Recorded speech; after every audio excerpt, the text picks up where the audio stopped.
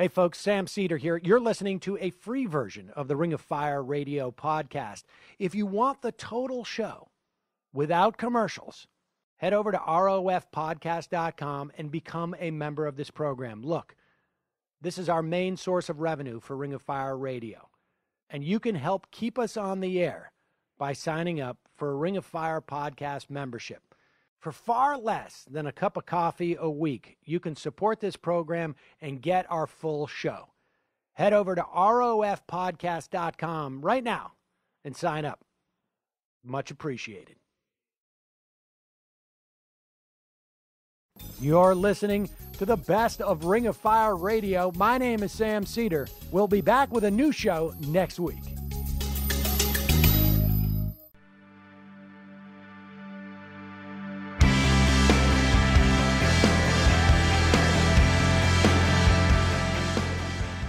Welcome back to Ring of Fire Radio. I'm Sam Cedar. Late last week, President Trump continued his lie that millions of people voted illegally in the last election by telling a room full of senators that thousands were bussed in to vote in states like New Hampshire. According to our next guest, this has led to 21 states now considering new laws that would make it harder to vote. Joining me now, voting rights expert and author of the best-selling book, Give Us the Ballot, Ari Berman from The Nation magazine.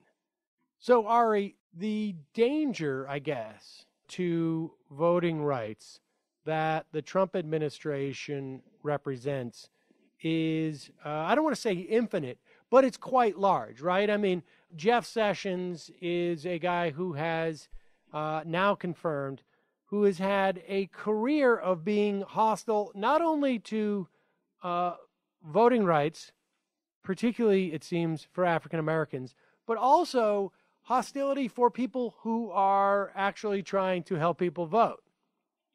Yeah, I mean, I think that the Trump administration's threat to democracy and to voting is an existential one. We've never had a president who's believed in so many debunked conspiracy theories about voter fraud. We've never had an attorney general who's been so hostile to civil rights and voting rights in the modern era. We've never had aides like Steve Bannon and Stephen Miller, who seem to be feeding Trump this stuff.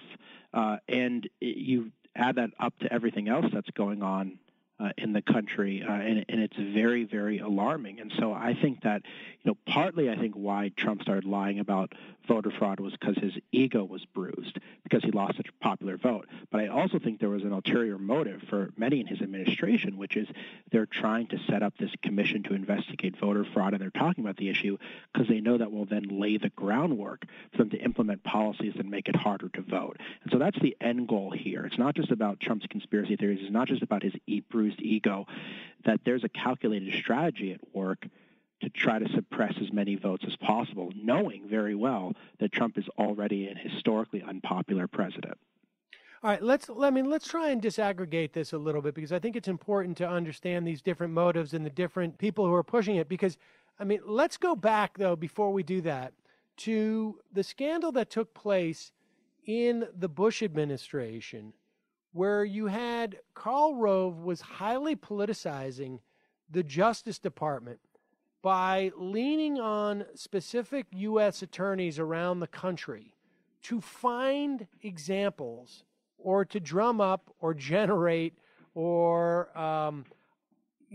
even in some ways, I think, create examples of voter fraud to delay this same predicate, right? That's the thing, is that this game plan that you're talking about, there may be different sort of aspects. On some level, there's equality in the Trump administration, like it was going to Iraq, right? The one thing we could all agree on was, to spread democracy or whatever it is.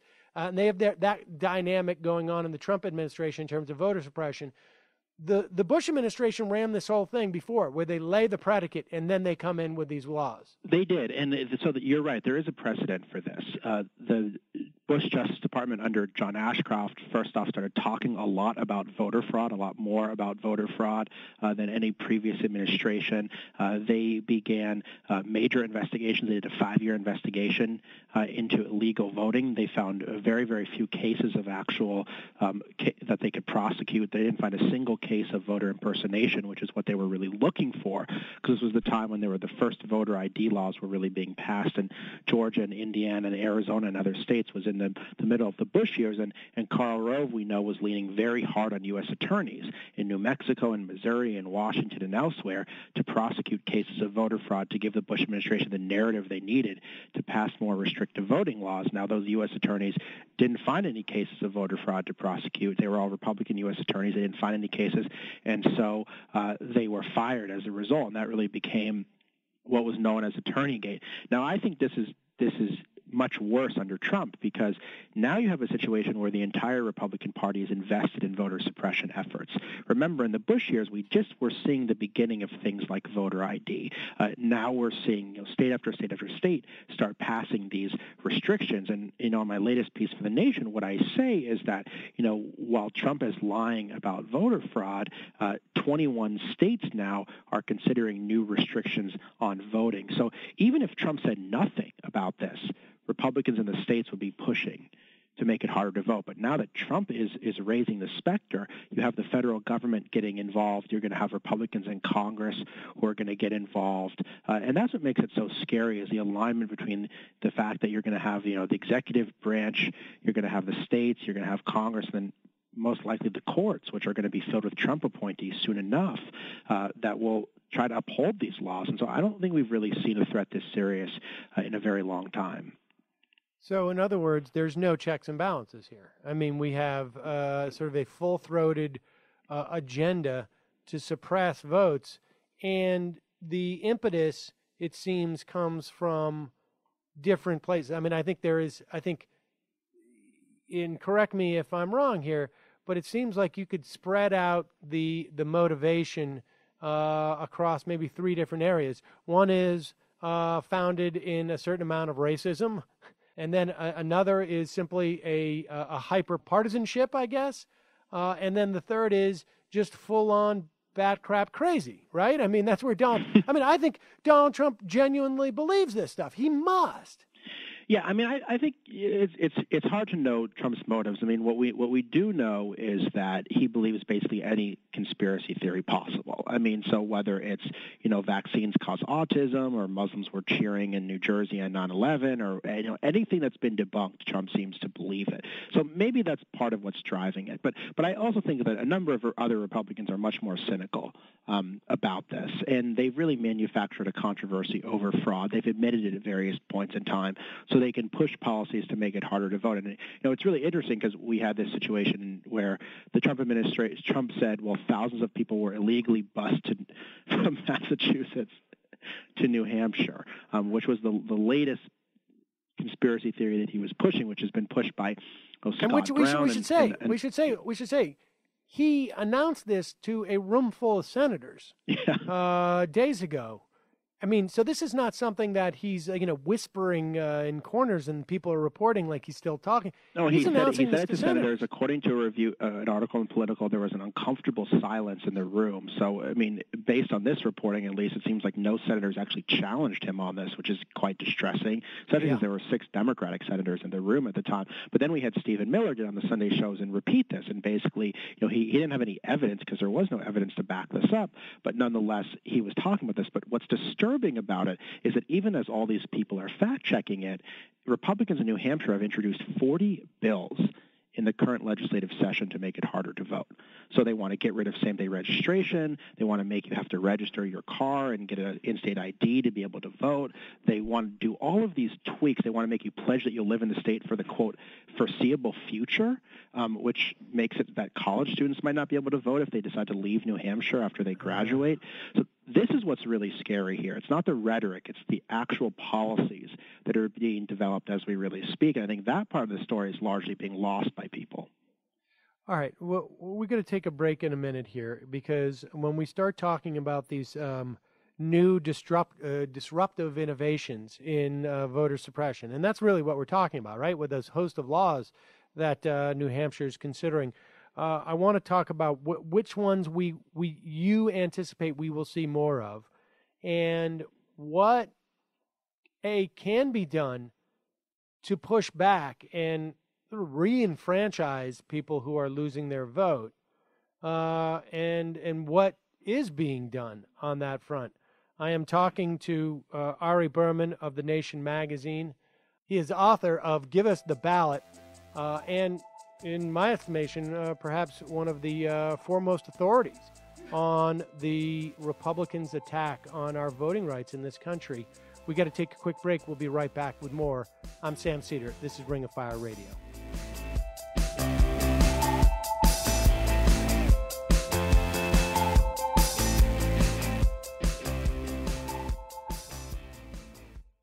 Hey, folks, Mike Papantonio's new book entitled Law and Vengeance, which is the follow-up to his critically acclaimed novel Law and Disorder, is finally out and available to you to buy.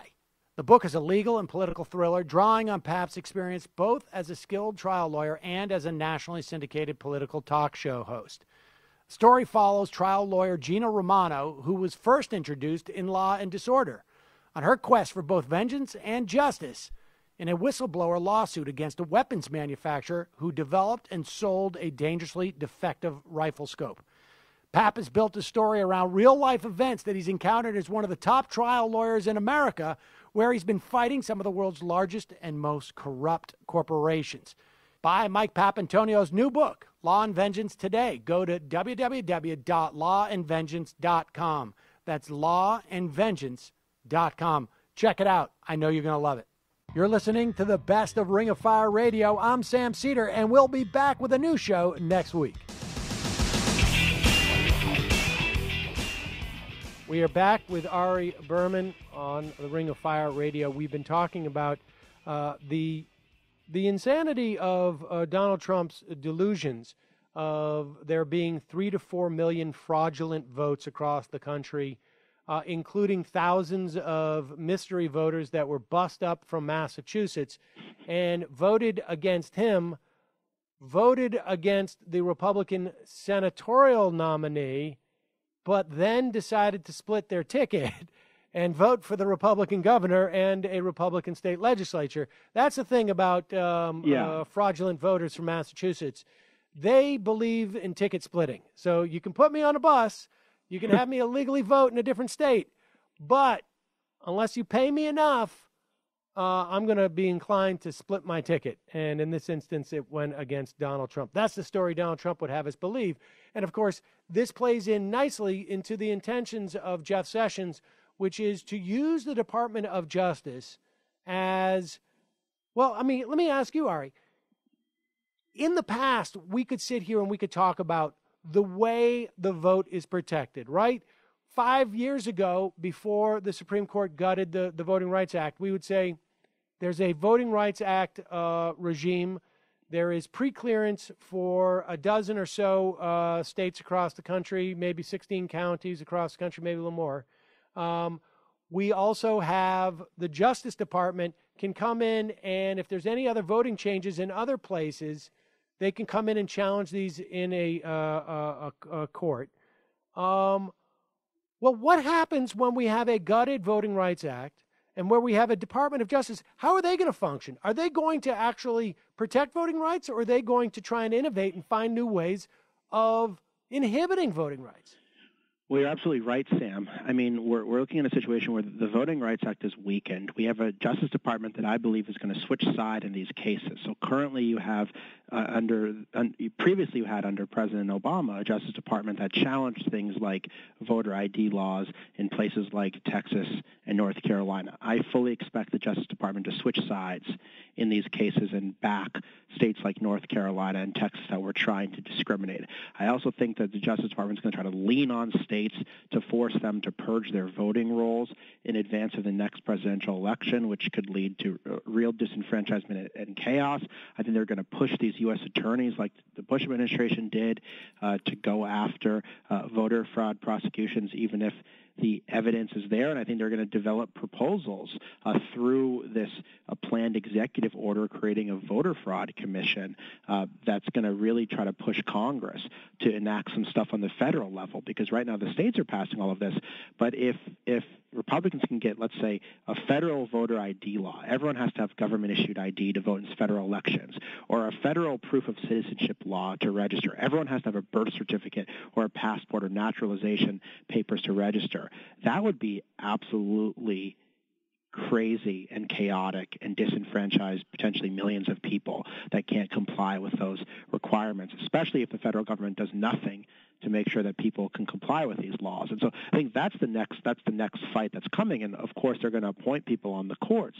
I think starting with Neil Gorsuch, and we'll see who he tries to appoint to the lower courts where there's hundreds of vacancies that are going to try to be sympathetic to these laws. So I would love to sit here and say that we're going to get a situation where the courts are going to stand up to Trump like they did on the Muslim and refugee ban. But I think it's more likely that he's going to appoint judges that are going to support voter ID laws and are going to support further weakening the Voting Rights Act. And then you really have to think about, not a legal strategy to challenge these things, but more of a political strategy to try to vote these people out of office, even though voting itself will become harder to do.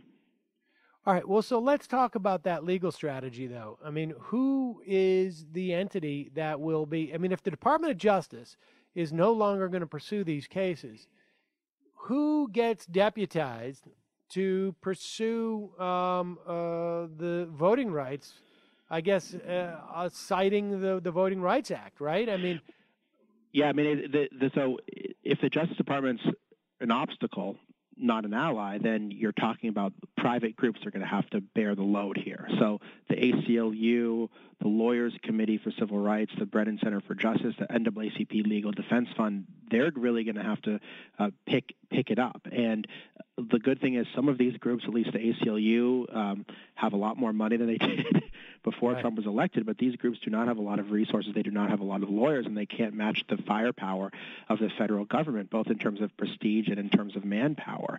And so it's going to be a really, really difficult effort for everybody to fight this. The only good thing that's coming out of all of this is that Trump's rhetoric has been debunked so strongly by the press that my hope is that if the administration comes out with proposals that make it harder to vote, instead of having a sort of a he said, she said thing, well, so some people say it's about voter fraud. Other people say it's about voter suppression, that maybe the media will treat this a little bit more honestly, knowing that the Trump administration lied about voter fraud to lay the predicate for future voter suppression.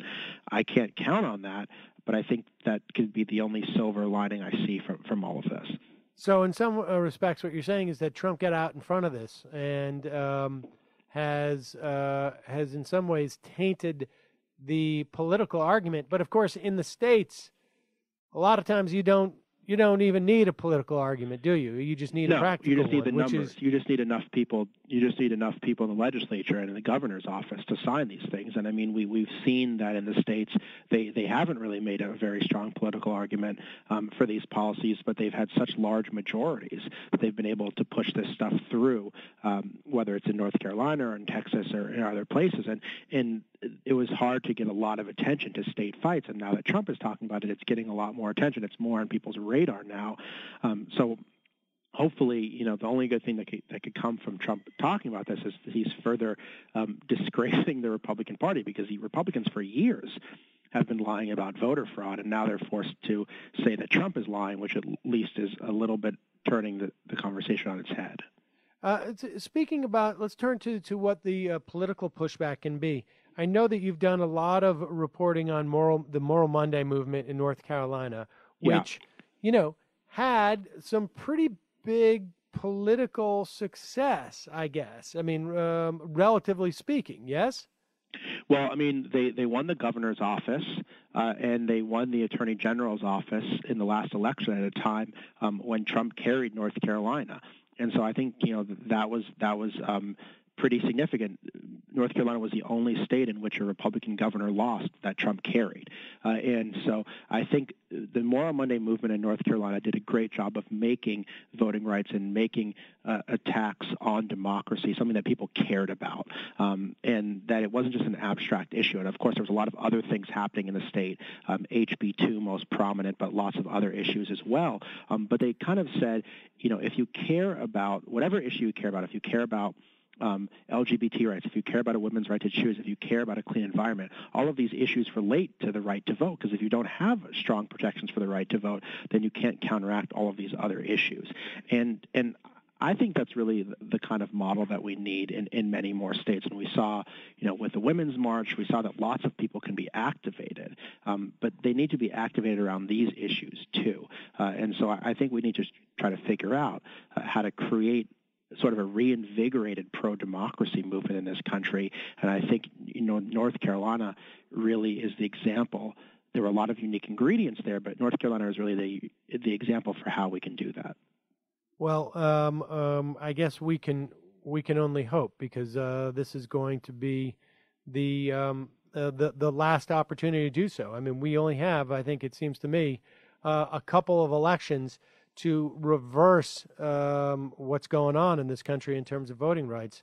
And beyond that, it may just be out of our reach. Ari Berman, thanks so much for your time today. Really appreciate it. Thanks a lot, Sam. I appreciate it. Ari Berman is a senior contributing writer for The Nation magazine and a fellow at the Nation Institute. He is author of the best-selling book, Give Us the Ballot, The Modern Struggle for Voting Rights in America. When we come back, Heather Digby Parton will be back to run down more news of the week. And if you missed any part of this show, go to rofpodcast.com and become a member of our podcast. You'll get the full program, commercial-free, and you'll help this show stay on the air. Keep up with us on social media by following us on Twitter, Facebook, Instagram, and subscribing to our YouTube channel. Go to ringofireradio.com for more info.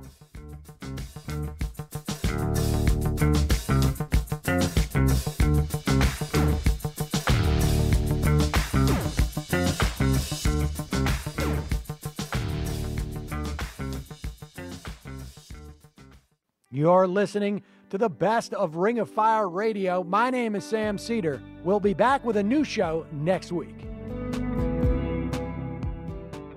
Welcome back to Ring of Fire Radio. I'm Sam Seder.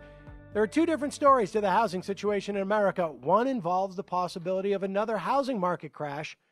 The other is the state of government housing for millions of Americans living in poverty. Here to discuss both, investigative reporter Rachel Cohen. So, Rachel, we have two different aspects of how the government is involved in housing in this country. We have housing. We have instances where we help people with housing, and we have instances where we protect consumers in the housing sphere. And you wrote a piece recently about how we look like we are on track to unlearn the lessons of the housing crisis. And by that, you're, of course, referring to the 2008, what turned into a financial crisis, but started with housing. How are we unlearning these lessons? Well, there's a couple ways in which there's concerns about unlearning the lessons. Most notably, Donald Trump is appointing a lot of people to his administration who have been vocal proponents of deregulating the financial industry, the housing markets, and a lot of regulations were put in place after the housing market collapsed. And most notably, the Dodd-Frank law was passed in order to try to prevent a lot of those things from never happening again. And Donald Trump and his nominee and Steven Mnuchin, who's going to leave the Treasury, they've all been outspoken about dismantling Dodd-Frank and the Consumer Financial, the CFPB. So that's sort of a major concern on areas of Dodd-Frank and sort of weakening a lot of the protections that were put in place to protect homeowners and individuals who buy a lot of these financial products for their homes. How will the executive branch, I mean, presumably, right, Dodd-Frank is statute. A lot of these rules have not necessarily come into place. But what areas do you anticipate Mnuchin going after in terms of these things. Now, we should say Mnuchin was a foreclosure fraud king in many respects, and you point out in your piece that OneWest, the mortgage financer, or I should say servicer, that company that he started, seemed to have a disproportionate amount of foreclosures in the African American and broadly speaking minority community, but they were also known as a company that would push people into foreclosure because of the tremendous amount of fees they could generate, and because when they bought these bad mortgages, they were backstopped by the government. So if they were to lose on these loans, the government would step in and make sure that they didn't lose too much, whereas they're getting all the fees on this end. So how does the executive branch attack these things? Or is it Mnuchin's just going to go and get with the Republicans in Congress and figure out a game plan to dismantle all of, and admittedly, maybe not enough protections for consumers? Yeah, well, those are very good and pressing questions for right now. And I think it's important to point out that the federal complaint, which was recently filed against OneWest Bank, which is the company that Mnuchin ran and accused of discriminatory lending, it was sort of in the works, and the groups filed it. They thought that Hillary Clinton was going to win, like this was going to be filed no matter what. And it was sort of a surprise that Donald Trump won and then appointed this man to lead the Treasury. And so, some people thought maybe this was just a politically motivated effort, but I talked to the people who filed it, and, they'd been doing research for months, all the while when they thought it was going to be Hillary Clinton, taking over the White House.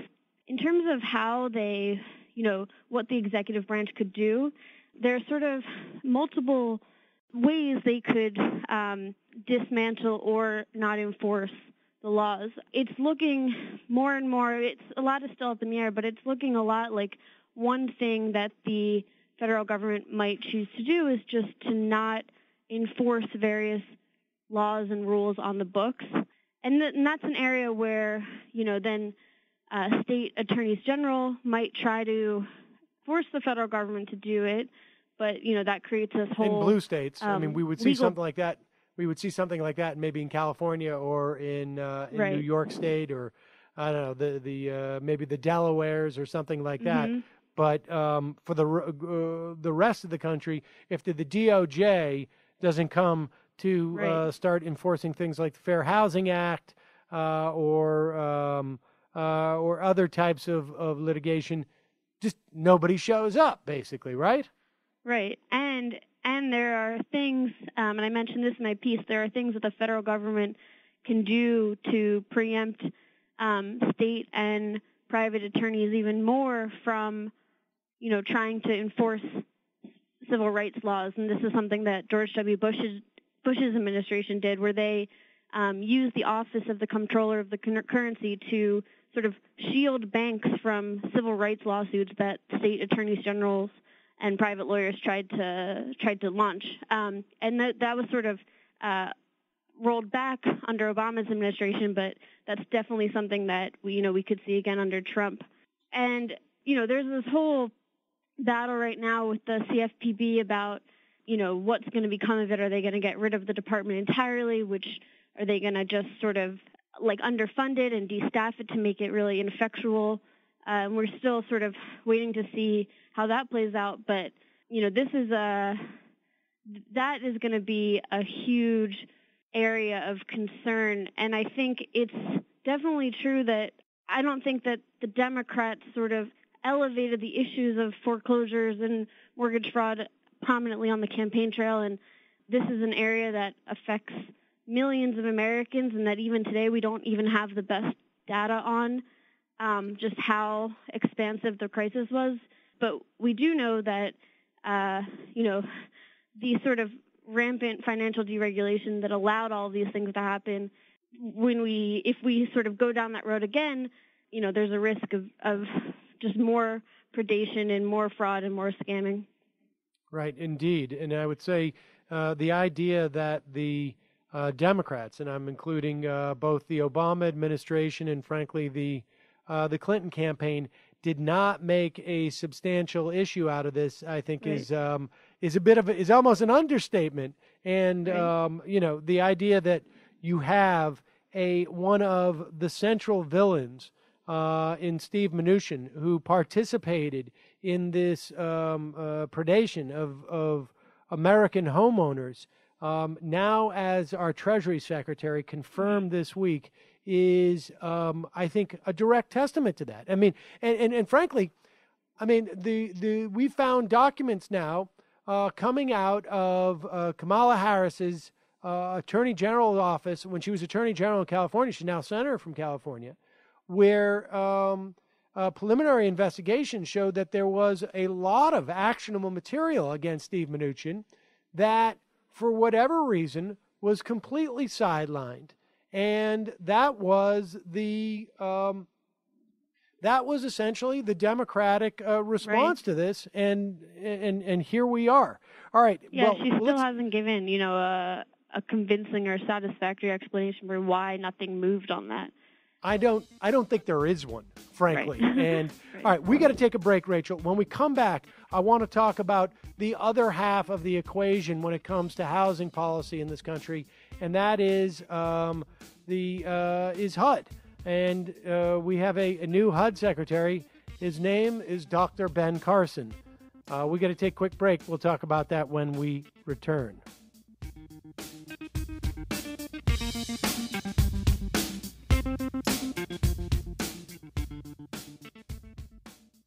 You're listening to the best of Ring of Fire Radio. I'm Sam Cedar, and we'll be back with a new show next week. We're back on Ring of Fire Radio. I'm Sam Cedar. Right now I'm talking with investigative reporter Rachel Cohen about the state of housing under the Trump administration.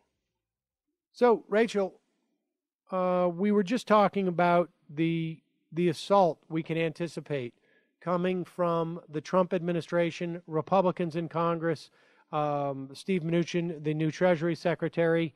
I imagine we're also going to see it coming from the Commerce Department. I mean, across the board, the SEC on Dodd-Frank, on protections for homeowners.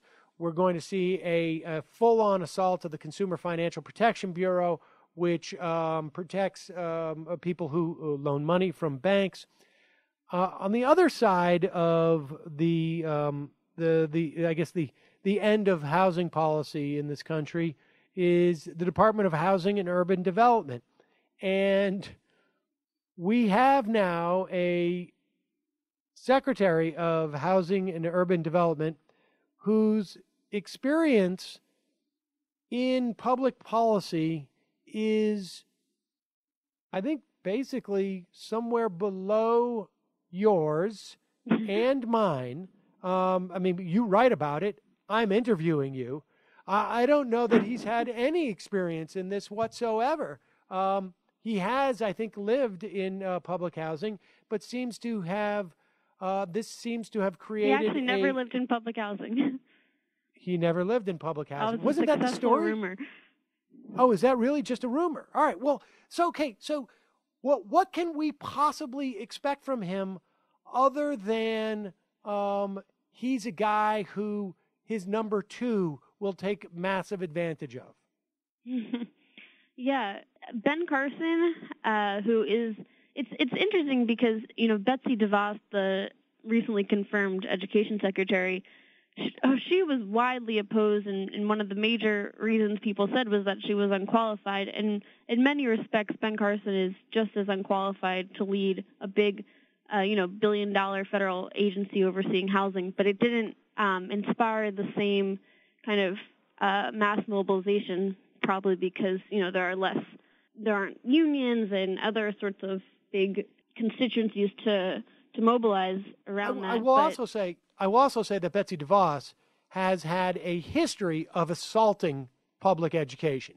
Right. I mean, whereas Ben Carson just seems to have had no experience whatsoever in this area. So, I mean, right. what can we expect?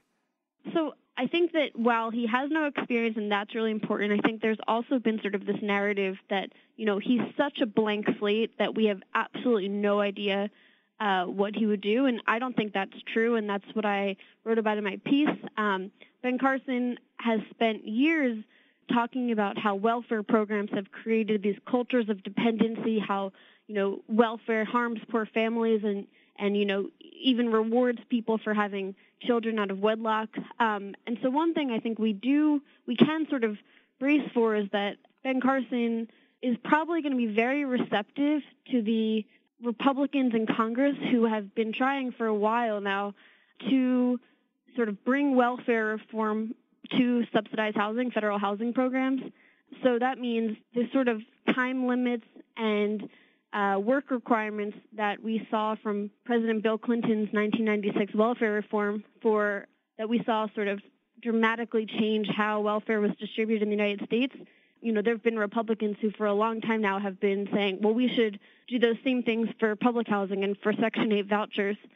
And so I think those proposals have been endorsed by Representative Jeb Hensarling, the Texas Republican who chairs the Financial Services Committee, which oversees HUD. It was included in Paul Ryan's Better Way proposals that he introduced last year. So I think that should definitely be something that housing advocates sort of prepare for, because it really does fit into Ben Carson's, overall ideology and public statements. And I don't think people really appreciate the nature. I mean, when we talk about the so-called welfare reform, we certainly saw in the financial crisis the implications very starkly. I mean, it is one thing when the economy is growing and there is a lot of new jobs being created that you impose these work requirements. It is a horrible outcome when you have a situation like we had in 2008 and, frankly, the slow recovery from that. I would also add that welfare reform has created this dynamic of extreme poverty. And we see this phenomena is far more pronounced than it was before welfare reform came in. But you write in your piece that according to the Center of Budget and Policy Priorities, more than half of all recipients who lived in federally subsidized housing in 2015 were either elderly or disabled. And more than a quarter of all households had a working adult. So you have half the people who are incapable of working.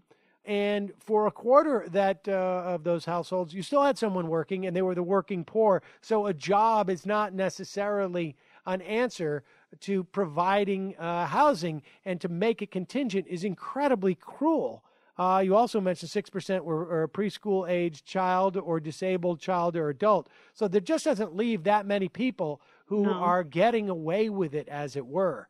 What's going to be the first tell, do you think? I think we're going to sort of, have to keep an eye on. There's a lot of housing advocacy groups like the National Low-Income Housing Coalition that are really sort of monitoring everything that Ben Carson does. And once it seems like Republicans are a bit, tied up right now. They are, with health care and possible transportation bills. So, it's not clear exactly how fast Republicans can move in sort of revamping programs. And I think that Ben Carson is going to be trying to take the lead from Congress to a large extent.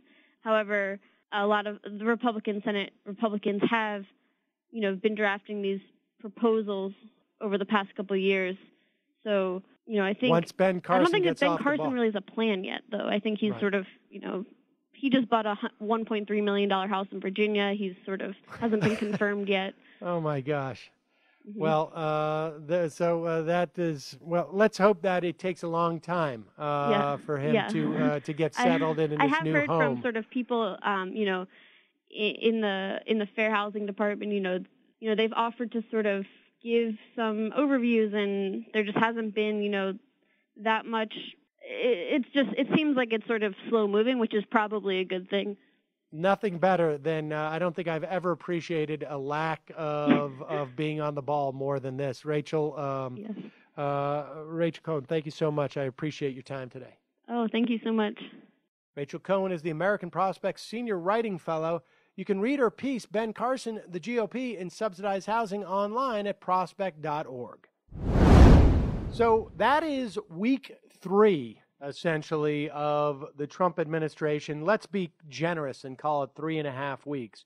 And we have seen an unprecedented level of incompetence, an unprecedented level of corruption, and now an unprecedented level of scandal this early in the administration. And just for a moment, keep in mind, folks, that we have a Republican-controlled House and a Republican-controlled Senate, which is to sign off without any worry about a filibuster, confirm cabinet picks for Donald Trump. And as of this week, we have already had 4 major cabinet people, some that were secretary positions, some that were simply appointees, that have had to drop out. Monica Crowley, who was assigned an important position in national security, had to drop out because of multiple plagiarizing. Her entire career was based on being an assistant to former President Nixon 20 years after he was out of office. She wrote a book about him. That's how she got her fame. It turned out half the stuff she ever wrote was plagiarized.